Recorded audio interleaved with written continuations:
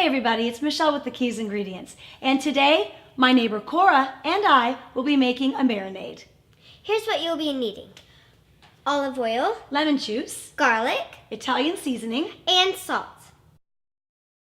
Making a marinade is a great way to get kids in the kitchen because there's no cooking and no cutting. So let's get started, Cora. I've got my glass bowl and a Ziploc bag inside, just in case there's a hole in there. You can add our ingredients. Start with Olive oil. perfect. Great job. And next, lemon juice. Lemon juice.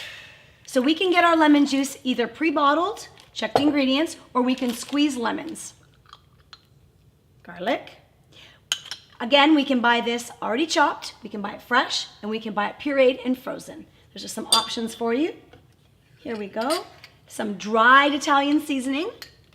And you, of course, always can substitute or add fresh herbs. Last but not least, I'm going to get you to do one of those 3-finger pinches of salt that I taught you. Awesome. And of course, you can always add salt and pepper to taste.